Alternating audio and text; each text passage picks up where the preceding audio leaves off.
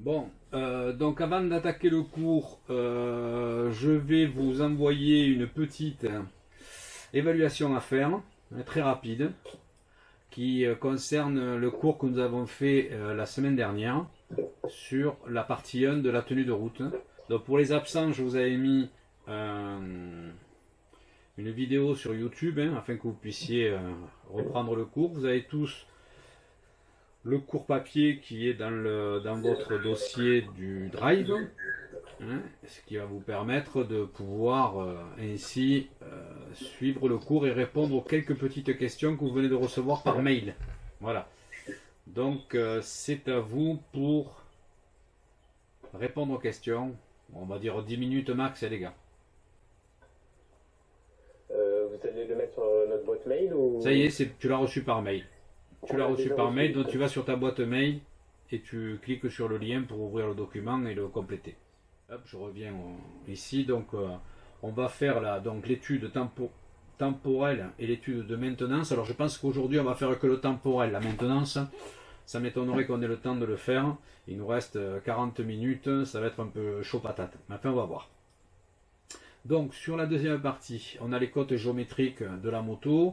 Donc on a un pignon de sortie de boîte qui est ici. Et le centre de gravité va se situer aux abords du pignon de sortie de boîte. Alors si vous voulez savoir à peu près où il est, quand un véhicule est équipé d'une béquille centrale, vous allez remarquer qu'il y a le point d'ancrage de la béquille. Et puis il y a l'appui de la béquille. Et quand on pivote la moto, à un moment donné, vous sentez un équilibre. À peu près, vous sentez l'équilibre, et bien à ce point d'équilibre, sur la partie verticale, on va retrouver le centre de gravité, il va se situer dans ces environs-là, parce que bien évidemment, plus on va rapprocher le poids de la béquille, moins le pilote aura forcé pour lever la moto. Donc il va être ici, ensuite on va avoir un axe, qui est l'axe de roue avant, l'axe vertical de roue avant, et il y a une projection au sol qui est le point A. Donc c'est le point de contact de la roue au sol, qui n'est pas un point mais qui est une surface. Généralement, c'est une surface sur un pneu normal, c'est l'équivalent à peu près d'une pièce de 20 centimes d'euros. Sur les motos de course, on va aller plutôt vers une surface qui correspond à peu près à la taille d'une carte bleue. On a ensuite l'axe vertical de roue arrière et sa projection au sol, donc le point de contact, le point B, et la distance entre les deux. Vous le savez, ça s'appelle l'empattement. Voilà, exact. Donc ensuite, on va tracer une droite qui passe par la colonne de direction et qui va être généralement parallèle à la fourche, à l'angle de fourche.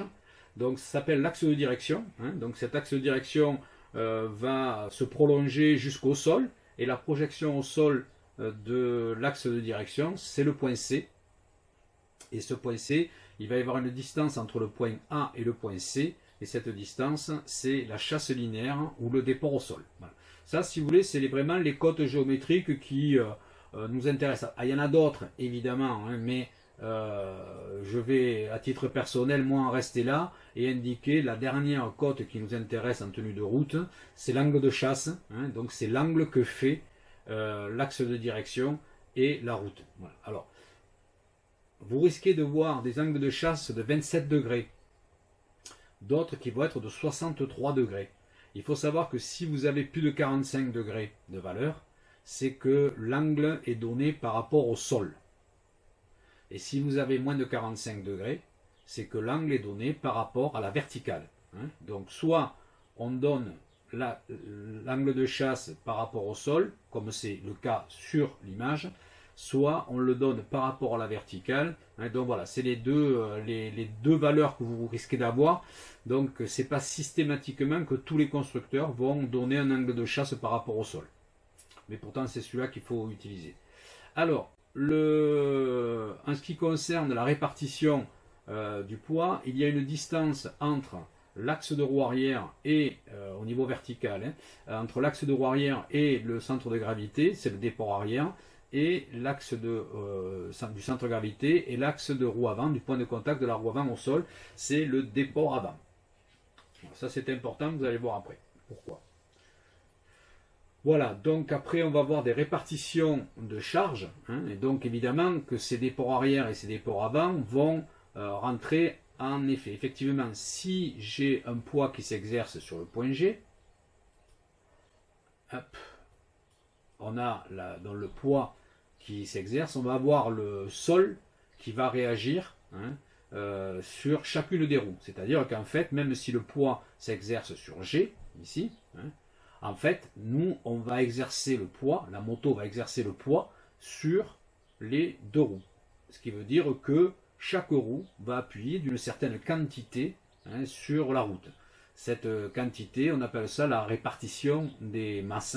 Hein, et donc, ça va générer un couple autour du centre de gravité. Donc, on va avoir un couple 1 arrière, on va dire, qui va être la distance G'(B) multiplié par le poids qui est sur l'arrière, et puis ensuite il va y en avoir un autre couple qui va aller dans le sens inverse et donc qui va s'équilibrer, qui va aller de G' en A, la distance G'(A) que multiplie R du poids avant. Et il faut que ces deux couples, la somme de ces deux couples égale 0.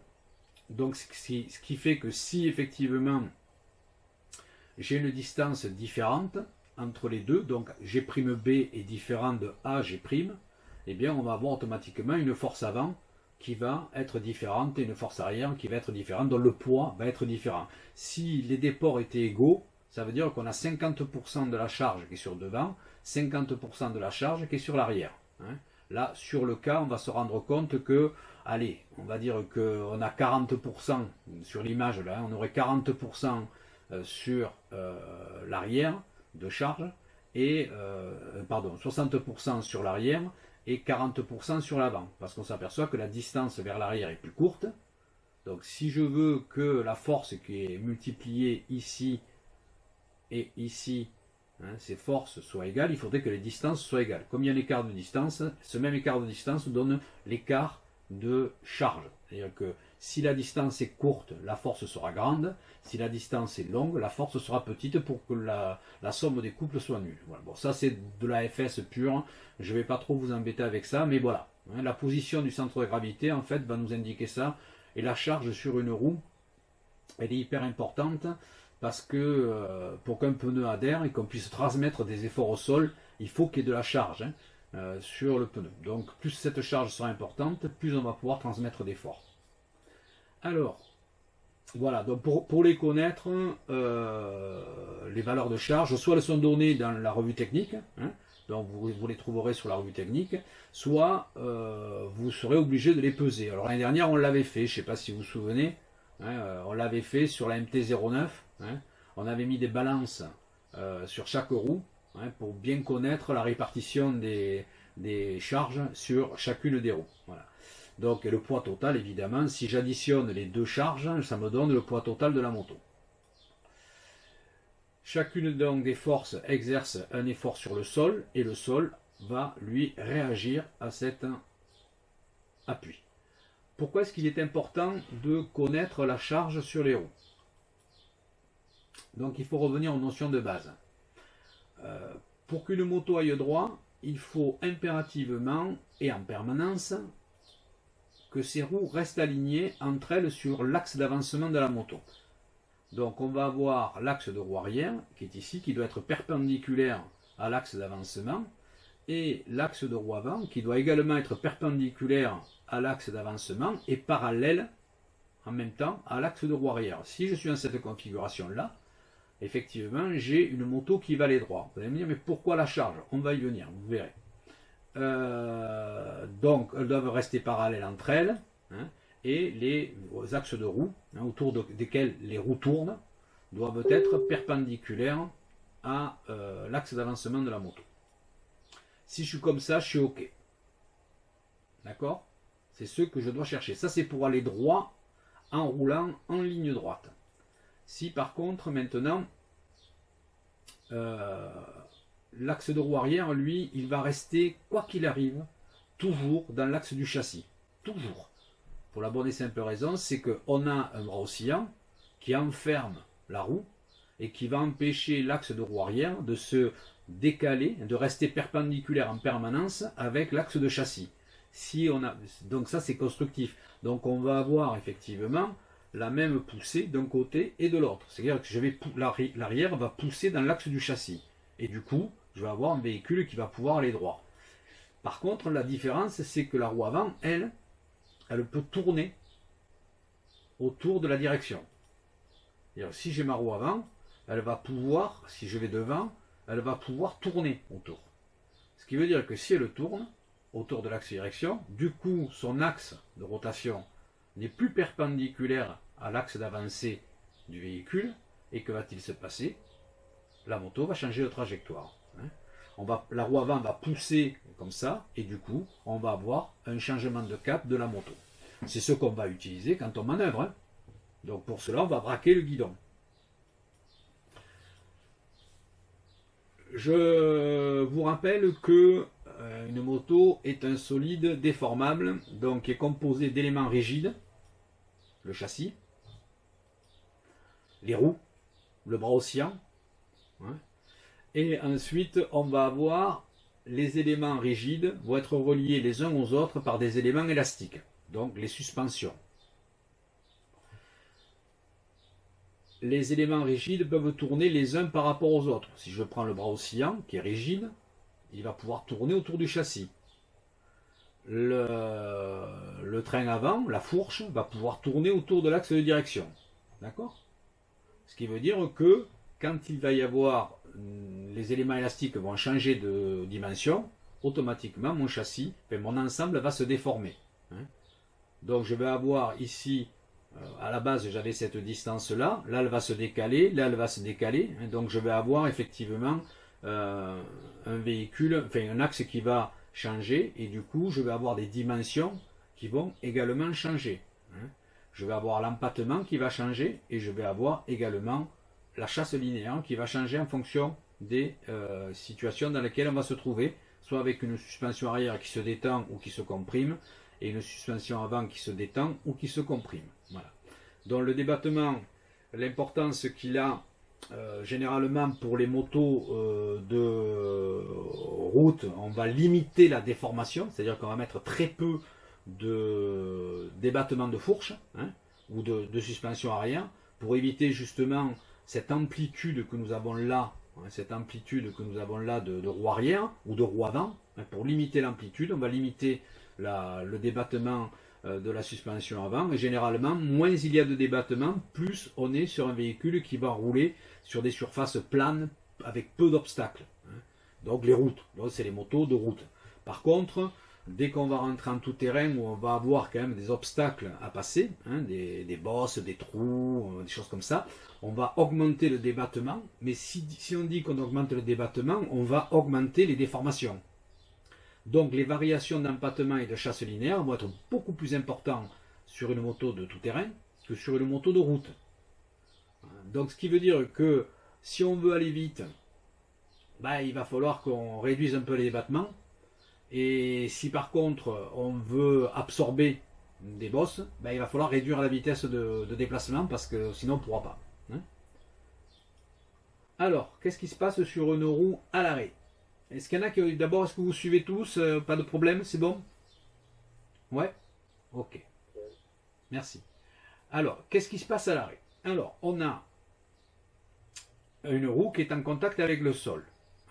Donc, je vous ai dit, en fonction de la charge sur la roue, le sol va renvoyer une force qui va être égale et de sens opposé à la roue. Si j'ai ça, la roue ne s'enfonce pas, la roue ne se soulève pas.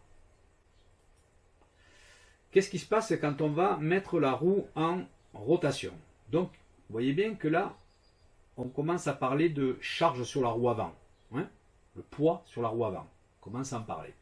Donc, quand je fais tourner une roue, si elle ne touche pas le sol, ici, je marque par exemple quand je mets la roue avant en wheeling, exemple, je vais avoir l'empattement, je vais avoir la répartition de charge qui va être différente. Ici, la moto est au sol, ici, la moto est cabrée. Et on se rend compte que le centre de gravité s'étant déplacé, automatiquement, la distance ici variant, ça veut dire que si cette distance-là entre le centre de gravité et l'axe de roue arrière diminue, ce qui veut dire que pour que les couples soient égaux, il faut que la force augmente. Et si la distance entre le point G et l'axe de roue avant augmente, ça veut dire que la charge sur la roue avant va diminuer. Si je maintiens mon cabrage comme ça veut dire que là j'ai un équilibre des couples qui va être fait par notamment l'accélération de la moto. Alors, quand j'en suis là, plom, plom, plom, plom, plom, voilà. Pour qu'elle tourne autour de son axe, il faut que le moteur l'entraîne. Quand on ne touche pas le sol, faire tourner la roue, il va falloir que le moteur transmette à l'axe de roue une énergie mécanique, c'est-à-dire donc un certain couple, une certaine force et certains régimes, certaines vitesses de rotation. Donc le couple s'exprime en mètres newton et le régime s'exprime en tours par minute. Donc si j'ai de l'énergie mécanique sur l'axe, j'ai automatiquement la roue qui va se mettre en rotation. On peut dire que le couple, on ne peut pas dire, c'est la formule du couple. Le couple, c'est une distance multipliée par une force. C'est pour ça qu'on dit des mètres newton. Mètre pour la distance, newton pour la force. Là, on a D, dont la distance, en fait, c'est le rayon de la roue. C'est le rayon R de la roue. Et on a une force qui va être tangentielle, c'est-à-dire qu'elle va être perpendiculaire au diamètre de la roue, d'accord ? Elle va être perpendiculaire, cette force-là. Et pour connaître sa valeur, il faut, si j'ai la valeur du couple, qui est ici, si j'ai la valeur du rayon, je vais pouvoir calculer la valeur de cette force F. Ça veut dire que c'est la force que va pouvoir transmettre la roue au sol quand elle sera posée, et cette force va permettre l'avancement de la moto parce que le sol va résister, lui. Donc si je la mets en contact avec le sol, qu'est-ce qui va se passer? Cette force-là va venir, ce F va venir ici, au point de contact entre le sol et la roue. Et quand elle va toucher le sol va résister, et du fait qu'il résiste, la roue va pouvoir se déplacer en translation. D'accord? Donc la roue ne peut avancer, l'axe de roue ne peut avancer en translation que tout autant qu'il transmet au sol une force, donc qu'il ait donc obligatoirement un couple sur son axe, que ce couple génère une force, et que cette force, eh bien, il y ait de la résistance du sol. Si par exemple j'ai un sol qui est humide, je transmettrai moins d'effort que si j'ai un sol qui est en bitume. Si j'ai de la glace, je vais difficilement pouvoir transmettre. Donc il faut absolument que cette force F, donc qui est induite par le couple sur la roue, soit inférieure à ce que le sol peut renvoyer. Donc pour que la roue avant puisse tourner, il faut que le sol résiste, sinon la roue patine. Donc si la roue patine, c'est que le coefficient d'adhérence est à ce moment-là nul. C'est-à-dire il n'y a aucune adhérence entre le sol et le pneu. Donc, dès que le coefficient d'adhérence va être supérieur à 0, eh bien, le sol va pouvoir réagir. Donc, soit il va pouvoir réagir et permettre, effectivement, il aura une capacité de réaction de la part de son coefficient qui va lui permettre de laisser la roue transmettre l'intégralité de ce qu'elle a à lui transmettre, auquel cas j'aurai la vitesse maximale. Sinon, je vais avoir un décalage entre la force que je peux transmettre et la vitesse de déplacement en translation. Voilà. Donc, c'est de la théorie tout ça, mais c'est la théorie qui est très intéressante pour comprendre bien comment tout cela fonctionne et surtout la problématique qui va être générée par tout ça, sur le comportement d'une moto. Donc, S, la valeur maximale admissible par le sol, va dépendre d'abord du rapport du coefficient d'adhérence mu entre le pneu et la route. Donc vous verrez tout à l'heure, en fonction des types de pneus, des types de sol, on va avoir des coefficients d'adhérence qui vont être différents. Et elle dépend de la charge sur la roue. Cette capacité que va avoir le sol à pouvoir absorber la force que la roue va lui transmettre, elle va dépendre du coefficient d'adhérence et surtout de la charge qu'il va y avoir qui va plaquer la roue au sol. C'est-à-dire, c'est le même principe, on l'a vu pour l'embrayage. Quand on a le disque garni et le disque lisse, pour qu'ils adhèrent et que le disque garni et le disque lisse tournent à la même vitesse de rotation, il faut exercer un effort qui plaque l'un contre l'autre. Alors imaginez que le disque garni, c'est le pneu, le disque lisse, c'est la route. Plus je vais mettre de charge sur la roue, plus je vais presser les deux surfaces l'une contre l'autre, plus les deux surfaces vont pouvoir avancer à la même vitesse. Si par contre j'exerce pas un effort suffisant, je vais avoir la roue qui va patiner et je vais avoir un décalage de vitesse. Et c'est ce qu'on a vu dans le cours de l'embrayage. Donc c'est pour ça que cette répartition de masse, elle est importante. Répartition de charge, pardon, sur les roues, parce que si on ne met pas suffisamment de force, de poids sur la roue, eh bien on va limiter la quantité de force qu'on va pouvoir lui transmettre. Alors là on a quelques coefficients d'adhérence en fonction de la nature des matériaux. Donc si on fait de l'acier sur de l'acier, c'est 0,18 à sec. 0,12 quand c'est lubrifié, donc on voit bien qu'il se réduit quand on met de l'huile. Et par contre, alors après il y a le frottement. Alors le frottement, lui, il va nous servir également à voir de combien le pneu va résister à l'avancement. Alors aujourd'hui, tout l'enjeu qu'ont les manufacturiers de pneus, c'est d'augmenter le coefficient d'adhérence, mais de limiter le coefficient de frottement. C'est-à-dire que le pneu permette de transmettre beaucoup de force sans pour autant résister. Pour qu'on puisse avoir une consommation qui soit maîtrisée. C'est la grande avancée des pneus aujourd'hui, c'est ça. Et si vous regardez bien, quand on a un coefficient d'adhérence de 0,18, on a un coefficient de frottement de 0,15. Alors si on prend un pneu de voiture, on s'aperçoit que le coefficient d'adhérence sur le sol est de 0,8 et le coefficient de frottement, lui, est de 0,6. Par contre, quand on commence à mouiller, on voit que ça chute vraiment énormément. Sur sol mouillé, on passe de 0,8 à 0,3 à 0,1. C'est vraiment très faible. Donc, je regarde, 0,8, c'est la valeur d'une tangente d'un angle et de l'angle 31 degrés. C'est-à-dire que donc on trace une droite qui a 31 degrés d'inclinaison par rapport à la verticale. Ici, j'exerce le poids, d'accord? Et si je fais une projection au sol, c'est la force que je vais transmettre au sol.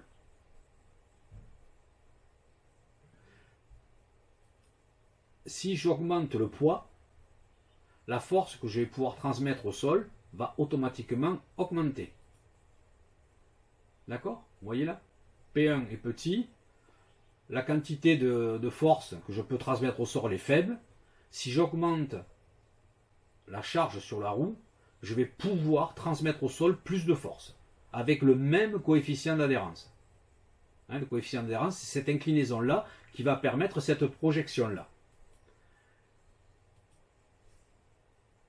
Donc, pour un coefficient donné, on constate que plus la charge augmente, plus la force transmissible augmente. Je vais le faire dans le sens inverse, c'est le même, mais bon, je le mets à l'envers pour qu'on y voit plus clair. Si maintenant j'exerce un poids P1 et que je dis que F1 et F2, ce sont les forces qui sont ici SE1, c'est la force qu'exerce le sol sur la roue, la force pardon, qui est possible, et c'est la force transmissible, et ici j'ai F1, c'est la force réellement transmise. Ici je transmets cette force-là, alors que le sol peut accepter SE1. Auquel cas, si j'ai ce cas-là, je vois que F1 est inférieur à SE1. Il y aura donc possibilité, il n'y aura pas de patinage, je vais pouvoir, il y aura de l'adhérence, la force F sera donc transmise au sol. Deuxième cas de figure, je suis avec la force F2. Donc le moteur produit une force, la force F2, avec un poids P2. Ce qui veut dire que ici, je vais avoir la projection de S2 ici, et je me rends compte que F2 étant plus grand que S2, c'est-à-dire je veux transmettre plus de force que ce que le sol peut admettre. À partir de là, il y a patinage. Alors, c'est important parce que cette règle-là du cône d'adhérence, ce fameux cône qui est ici, que vous voyez là, entre ces deux inclinaisons, c'est la base de tous les travaux qui sont faits en termes de tenue de route. Il faut toujours amener la force transmissible à la limite ici, à ce point d'intersection là. Il faut l'utiliser au maximum. Alors souvent, certains pilotes n'accéléreront pas suffisamment pour transmettre en fait l'effort que pourrait supporter le sol. Ou au contraire, il y en a qui vont mettre la poignée trop grande, et auquel cas, ils vont vouloir transmettre plus que au sol, plus que ce que le sol peut accepter. Auquel cas, il y a patinage. Et donc, du coup, on a des systèmes qui interviennent pour maintenir toujours cette zone de production d'énergie mécanique par le moteur, donc de force que l'on transmet au sol, qui soit toujours à la limite de l'admissible par le sol. Donc on a entre ces deux courbes-là, on appelle ça le cône d'adhérence. Tant que la force transmise au sol restera dans ce cône, il y aura adhérence. Dès qu'on va sortir, il y aura glissement. Alors ça vaut pour l'accélération comme pour le freinage. Si on ne veut pas que la roue patine au freinage, ce qui est généralement très compliqué, quand ça arrive, où on perd la direction, où on perd la motricité, en cas d'accélération, eh bien on va avoir un freinage qui va être altéré ou une accélération qui va être altérée, c'est-à-dire une prise de vitesse qui ne sera pas suffisante. Donc on va toujours mettre des systèmes qui vont permettre justement de pouvoir rester à ces limites-là, donc d'inclinaison. Alors, on a parlé des couples gyroscopiques, donc on a dit la semaine dernière que quand une roue tourne normalement, elle tourne autour de l'axe des Z, ici, donc il n'y a pas, là-dessus, il n'y a pas de découverte. Bon, excusez si ça tourne un peu de guingois, mais je n'ai pas réussi à la faire tourner bien droit. Comme c'est une masse tournante, eh bien l'équilibre sur les X et sur les Y est instable. C'est-à-dire que on a une masse qui va se mettre en rotation. Donc cette masse en rotation va générer un déséquilibre de la roue. Et si je fais un léger braquage sur Y, c'est-à-dire que je tourne autour de Y, si je tourne autour de Y, parce que voilà, je suis en train de manœuvrer ou quelque chose, quoi ou qu'est-ce, mais là par exemple, si la route n'est pas parfaitement droite par exemple, et que je prends un petit caillou qui va s'opposer légèrement au déplacement de la moto, je vais avoir un léger braquage qui va se mettre en place, et auquel cas, si j'ai un braquage, j'ai obligatoirement une rotation qui va apparaître autour de X, ici, obligatoirement, qui va générer, lui, l'inclinaison de la moto. Donc, si la roue braque, la moto penche. Et vice-versa, si la moto penche, quand on prend un virage, la moto braque.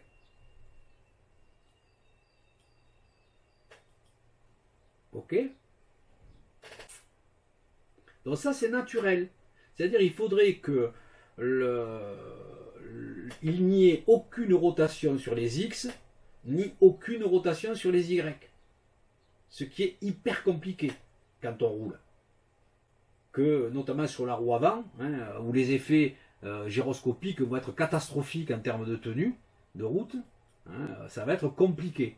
Parce qu'une roue est naturellement instable. Et bien sûr, plus elle sera déséquilibrée, quand vous faites l'équilibrage d'une roue, quand vous montez un pneu, ce qu'on veut c'est déjà limiter, en fait, que de générer des couples gyroscopiques uniquement parce que la roue est déséquilibrée. On veut essayer, on sait que c'est un système qui est déséquilibré de nature, mais on ne va pas accentuer le déséquilibrage par le fait que la roue, la répartition des masses sur la roue ne serait pas correcte. C'est donc ce que l'on fait quand vous équilibrez. Quand vous équilibrez une roue, vous êtes en train de travailler sur la tenue de route du véhicule et le comportement routier du véhicule. Donc c'est hyper important. C'est la raison pour laquelle on ne peut pas, notamment sur l'avant, hein, où c'est vraiment hyper important, parce que là, on a, autour des Y, on peut tourner avec une roue. Hein. Autour des X, si je penche la moto, automatiquement, ma direction va tourner. C'est obligatoire. Donc, notamment sur la roue avant, il faut déjà se préserver, hein, de ne pas générer un déséquilibre supplémentaire à un élément qui est déjà déséquilibré. Tout le monde me suit là, ça va? C'est bon? Ok. Oui. Donc, on sait que si on fait tourner une roue autour de l'axe des Z, de rotation normale, on va avoir obligatoirement des rotations qui vont être générées sur les X ou sur les Y. Si elle est générée sur les X, j'en aurai sur les Y. Si je génère une rotation sur les Y, je vais automatiquement générer un couple gyroscopique sur les X. Voilà, ça c'est la problématique du couple gyroscopique. C'est pour ça qu'il faut tantôt l'utiliser quand on peut, bien que il y a des erreurs d'appréciation. Hein. Pour ceux qui ont fait des auto-écoles, là, qui ont passé leur permis, on a dû certainement vous expliquer, mais je l'ai fait moi pendant des années, hein, je vous rassure, hein, qu'on utilise le contre-braquage, hein, pour maintenir une moto en ligne droite, enfin en courbe, ou alors on va s'en servir, on va braquer dans le sens inverse de là où on veut tourner pour positionner plus rapidement la moto sur l'angle. Ou alors on va braquer dans le sens du virage pour relever la moto plus vite afin de passer d'un virage à un autre. Alors, on nous explique. Oui, Valentin. Ouais, mais monsieur, ça, le contre-braquage, on le fait inconsciemment. Alors, non, c'est pas toi qui le fais inconsciemment. On va le voir. Si tu veux, quand toi tu le fais, ce n'est pas inconscient. Tu vas le faire parce que tu veux générer un mouvement sur la moto. Par exemple, tu veux rentrer dans un virage et tu veux prendre une courbe à droite. Hein, tu vas braquer à gauche. Quand je dis braquer, c'est pas de 20 degrés. Hein, c'est un léger. Tu vas mettre un léger mouvement sur ton guidon. Automatiquement, il va y avoir réaction de la moto. Plus tu vas aller vite, plus cette réaction sera rapide. Hein. Donc, c'est-à-dire que plus la roue va tourner vite, plus l'effet gyroscopique généré va être important. Donc tu vas t'en servir, tu vas mettre un léger coup de guidon pour aller positionner ta moto sur l'angle. Alors jusqu'à maintenant, moi le premier, hein, c'est ça que je fais des... Je veux dire, même à mon âge, je continue à apprendre des choses. Donc voilà, en fait, on a eu, avec Monsieur Galli, on a suivi une formation sur la dynamique d'un véhicule. Et en fait, on s'aperçoit que c'est pas en fait comment ça s'appelle, le couple gyroscopique de la roue qui génère ça, mais c'est la réaction du sol sur la moto, du braquage, qui est beaucoup plus important. Ils nous ont fait une démonstration entre une valeur de couple gyroscopique et une valeur d'effort de contraction du sol. La contraction du sol est beaucoup plus importante que peut l'être le couple gyroscopique. Voilà. Donc, bref, je continue là-dessus. Donc, on a bien compris qu'il fallait qu'on fasse attention. Alors, quand tu parles de ça, que tu le fais inconsciemment, tu le fais consciemment d'abord, ça c'est très clair. Par contre, la moto, elle va le faire consciemment, elle. C'est-à-dire que toi, tu ne vas pas t'en rendre compte, vous n'allez pas vous en rendre compte. Mais une moto, une roue avant de moto, elle est en permanence en train d'osciller autour de l'axe de direction. Elle est toujours en train de tourner. Elle fait toujours ça, la roue. Toujours. Toujours. Et on va essayer de comprendre pourquoi. Alors, on se rend compte que si la roue est lourde, plus elle va être lourde et grande, plus les effets seront importants. Donc, vous remarquerez que sur une moto de route, et notamment pour les roues avant, on a des diamètres plus petits que sur une moto de cross. Pourquoi? Parce qu'une moto de cross, elle, va aller moins vite qu'une moto de route. En même temps, la moto de cross, comme elle aura à passer des obstacles, plus le diamètre sera grand de la roue, moins il va offrir il y aura moins d'obstacles. Ça sera moins dur le contact entre la roue et un obstacle. Par exemple, la roue va pouvoir épouser. Vous le voyez sur les VTT maintenant, on a des roues de plus en plus grandes en termes de diamètre. C'est pour permettre un meilleur franchissement des obstacles. Donc les conséquences de l'effet gyroscopique sur la roue arrière, donc sur le train arrière au moteur. Bon, en fait, la seule conséquence qu'on va avoir, c'est effectivement, bon, on a toujours un couple gyroscopique parce que la route n'est pas plane, parce qu'on n'a jamais le véhicule bien en ligne, on a toujours un petit peu d'inclinaison, donc qui dit inclinaison dit rotation, qui dit rotation dit inclinaison, donc on l'a toujours, sauf que là, le couple gyroscopique, lui, il va être encaissé par le bras oscillant, en règle générale, et la liaison notamment entre la roue et le bras oscillant, et le bras oscillant et le châssis. C'est là que les efforts vont se concentrer. Ces efforts, pour empêcher d'avoir des rotations sur Y et sur X, ça va être absorbé. C'est pour ça qu'il faut vérifier des roulements de roue. C'est pour ça qu'il faut vérifier les roulements de bras oscillants. C'est important parce que si effectivement il y a un jeu qui apparaît là-dedans, on n'aura plus l'axe de la roue arrière qui sera perpendiculaire à l'axe de roue avant. L'axe de rotation de la roue arrière ne sera plus perpendiculaire à l'axe d'avancement, à l'axe du châssis. Donc on va avoir un véhicule qui ne va pas aller droit. La poussée se fera plus dans l'alignement de l'avancement. Donc on peut avoir des problèmes. Mais sur une roue arrière, on a beaucoup moins de soucis. C'est la raison pour laquelle si on a une roue arrière pas très bien équilibrée, la seule contrainte que ça va générer, c'est qu'on va forcer davantage sur les roulements de roue et les roulements de bras oscillants. Voilà. Aussi, il y a les roulements de dièse, aussi d'amortisseur. Oui, aussi, je suis d'accord.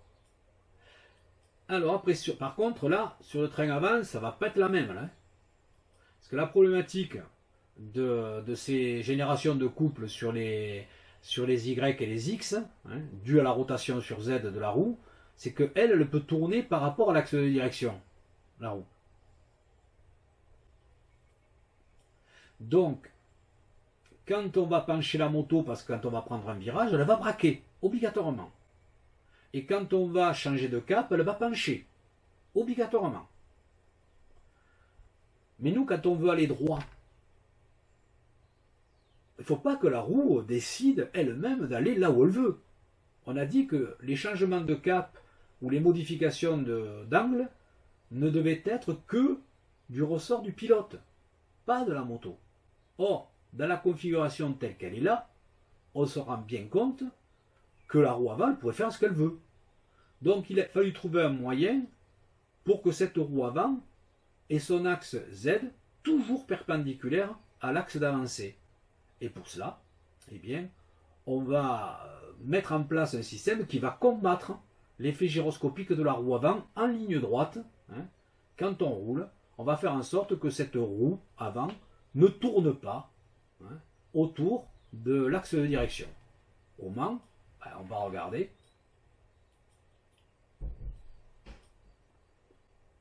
Et si on arrive à maintenir cette roue droite, on aura ce qu'on appelle une direction irréversible. C'est-à-dire que c'est le pilote qui peut tourner, mais ce n'est pas la moto qui tourne. Qui peut tourner. La moto, elle ne peut pas tourner. La moto, elle ne peut pas se pencher. Toute seule.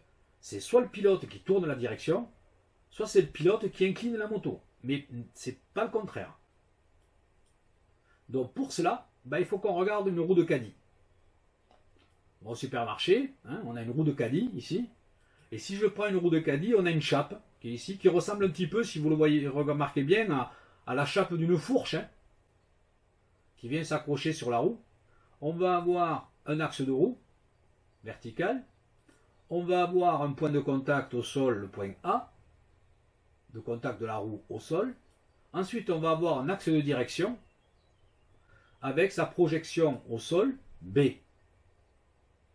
Et donc, il va y avoir une distance qui va être générée obligatoirement entre l'axe de direction et le point de contact de la roue au sol. On l'appelle comment cette dimension? Cette cote? Qui peut répondre? La cote entre A et B.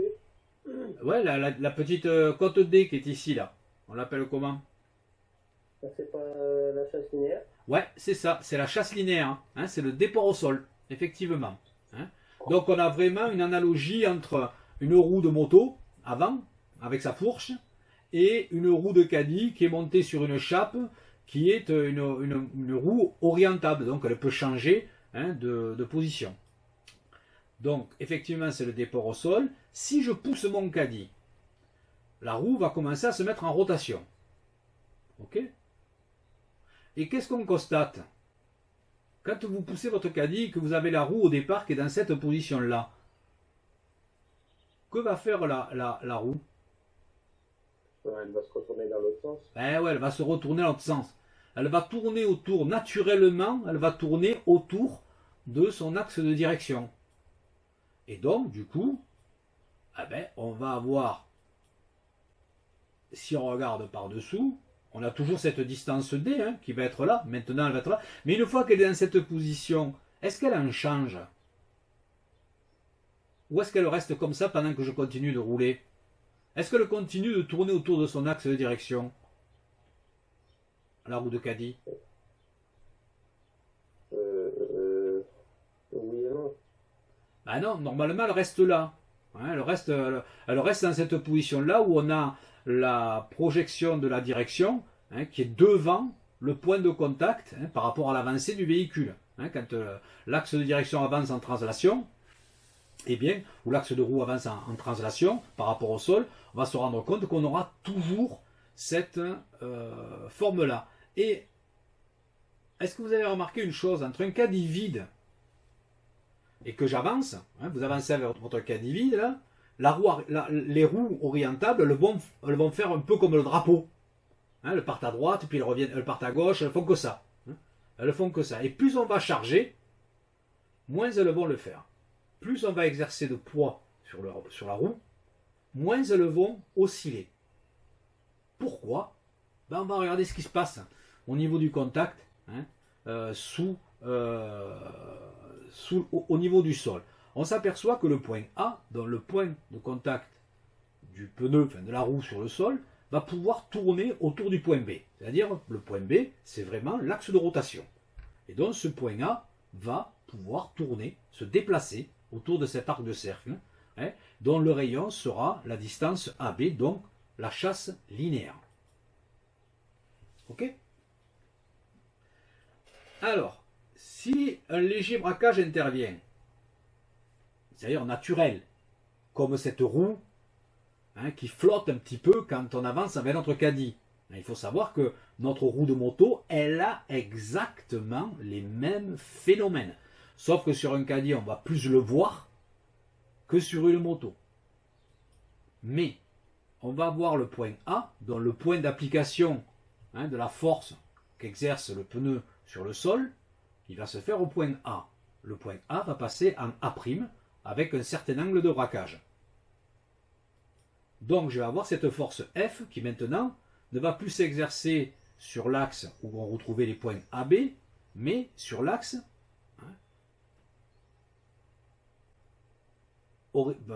parallèle à AB, mais en A', ici, puisqu'on avance dans ce sens. La force va passer ici, la résistance du sol va passer ici. Donc on va avoir automatiquement une petite force induite, la force F1. C'est-à-dire que quand on va mettre cette force-là, c'est une projection, je ne vous le fais pas. Si vous voulez le faire, vous verrez. C'est M. Bertrand que vous avez en construction. Non, c'est M. Benamaret. S'il veut s'amuser à vous le faire, quand je suis avec les bacs, on le fait. Quand je suis avec vous, je ne le fais pas. C'est-à-dire qu'en fait, on décompose les forces. Et du coup, on a une petite force F1 qui est créée ici, obligatoirement, que le sol crée, obligatoirement. C'est-à-dire, si la roue braque, automatiquement, on va avoir le sol, et qu'on avance évidemment, on va avoir le sol qui va générer une petite force, qui va avoir tendance à faire revenir le point A' vers le point A. De ramener le point A' en position. Et cette force F1 va générer un couple sur B, un couple de rotation sur B. ça s'appelle le couple de rappel de la roue. Donc ce couple de rappel, ici, va dépendre, il égale la chasse linéaire, multipliée par cette petite force que génère le sol sur la roue, quand on se déplace, en latéral. Donc, cette force F1 va dépendre du coefficient d'adhérence du pneu au sol. Plus il y aura d'adhérence, plus cette force F1 sera importante. Va dépendre évidemment du rayon de braquage. Plus on va se décaler, plus on va forcer, plus le sol va résister.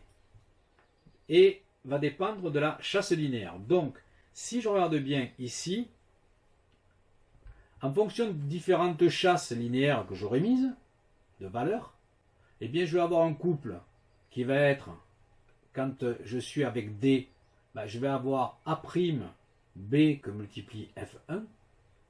Si par contre j'ai une chasse linéaire plus petite, je vais avoir cette distance là par rapport à B que multiplie la force restera la même, puisqu'elle dépend de l'angle de braquage. Donc on va se rendre compte que de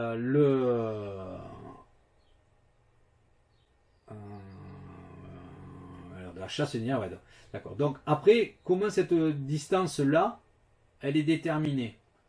Quelle est sa valeur? Comment on le calcule? Parce que vous comprenez bien que quand un constructeur élabore une moto, il va prendre en compte tout ça. Et donc les éléments qu'il va prendre en compte, c'est déjà le moment d'inertie de la roue, puisque c'est lui qui va déterminer, avec la vitesse de rotation de la roue, la quantité de couple gyroscopique à combattre. En même temps, il connaîtra la valeur du coefficient d'adhérence sur la roue. Et donc, plus cet ensemble sera lourd et tournera vite, plus la valeur de D sera importante. Et donc on s'aperçoit que la chasse linéaire va dépendre directement du moment d'inertie, c'est-à-dire ce moment d'inertie, c'est le poids que va faire la jante et le pneu, et la vitesse de rotation générée. Donc on va mettre cette valeur de chasse. Par exemple, si on prend une moto de trial, par exemple, elle va avoir une chasse hyper réduite. Si on prend une moto, un dragster, par exemple, qui va hyper vite, lui va avoir une chasse au sol, donc un déport entre le point de contact de la roue au sol et la projection de l'axe de direction au sol. On va se rendre compte que la distance est très grande, parce que la roue tourne très très vite.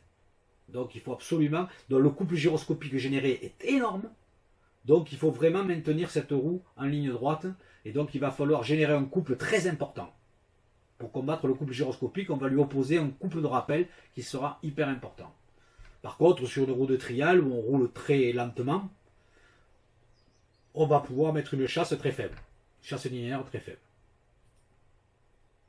Alors, quelle est l'influence de la chasse linéaire? Plus la chasse linéaire D est grande, donc plus on a prévu une distance entre le point de contact de la roue au sol et l'axe de direction, plus cette distance sera grande, plus le couple de rappel sera important. Donc plus la roue va rester en ligne droite. C'est ça que ça veut dire. Ce qui veut dire que plus cette distance sera grande, plus notre moto sera stable en ligne droite. C'est-à-dire qu'on gardera l'alignement entre les deux roues.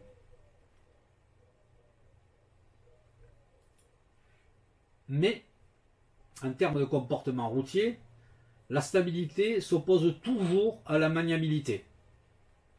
Donc, plus une moto est stable, moins elle est maniable. Plus une moto est maniable, moins elle est stable. C'est la raison pour laquelle, pour arriver à avoir un compromis maniabilité-stabilité, on va adjoindre sur les motos, notamment hypersport, que l'on souhaite conserver avec de la vivacité, de la réactivité, mais également de la stabilité quand on est sur des phases où elles vont très très vite en déplacement, on va adjoindre ce qu'on appelle un amortisseur de direction, qui va lui empêcher l'accélération que pourrait prendre la roue sur l'accélération latérale que pourrait prendre la roue. Voilà. Donc ça va l'absorber. Et du coup, on va gagner, parce qu'on aura une chasse limitée au sol, un départ au sol limité, on va garder de la maniabilité, de la réactivité de la moto. Et puis, par contre, en ligne droite, comme ça serait l'inverse, on aurait moins de stabilité, du fait que le couple de rappel ne serait pas suffisant, donc on aurait une roue qui ferait le drapeau autour de l'axe de direction, eh bien, on va y adjoindre un amortisseur de direction, donc qui va limiter les accélérations latérales de la roue, de telle façon à garder de la stabilité, c'est-à-dire donc pouvoir aller droit plus longtemps. Voilà pour l'instant ce que vous avez à savoir. Comme d'hab, je vais vous monter un petit film que vous pourrez aller visualiser sur YouTube afin de pouvoir revoir, réécouter. Je vous préparerai évidemment une petite évaluation afin de vérifier que ce que l'on vient de faire là aujourd'hui soit en partie, ou tout au moins que l'essentiel soit compris. L'essentiel, c'est que pour que la direction soit irréversible, il ne faut pas que la roue puisse décider elle-même ce qu'elle veut faire. Il faut contenir les effets gyroscopiques de la roue avant, notamment, de telle façon à maintenir la roue toujours dans l'axe d'avancement. Elle oscillera toujours autour, elle oscillera toujours autour, mais vous ne le ressentirez pas. C'est la raison pour laquelle il faut avoir des colonnes de direction, des roulements de colonnes de direction qui soient en super état, vraiment, et une roue avant qui soit hyper bien équilibrée. Et on va se rendre compte, et vous l'avez certainement tous fait, que si par exemple vous partez en wheeling et que vous mettez, vous braquez un petit peu sur la roue arrière, quand vous reposez la roue au sol, vous prenez un coup violent dans le guidon. Oui. Voilà, ça revient violemment.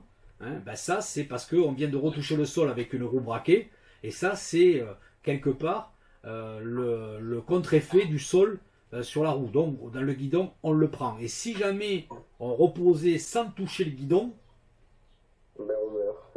et là ça ferait pam pam pam pam pam pam pam pam pam, et là on serait pas bien. C'est pour ça que plus les motos sont des motos qui vont vite, plus on va leur adjoindre des systèmes qui vont pouvoir absorber un petit peu tous ces effets-là. Ok, bon, je vais vous laisser. Je vous remercie pour votre écoute, pour votre présence. Bon, je vous souhaite une bonne fin de journée. Laissez-moi le temps de monter le film. Vous le savez, ça prend un peu de temps, et la diffusion aussi. Donc soyez patients. De toute façon, on se revoit que la semaine prochaine, puisque vendredi c'est le 8 mai, et donc c'est jour férié. Bon, les loulous, je vous dis salut, merci d'être venus encore une fois, et merci de votre attention, et puis je vous dis à la semaine prochaine.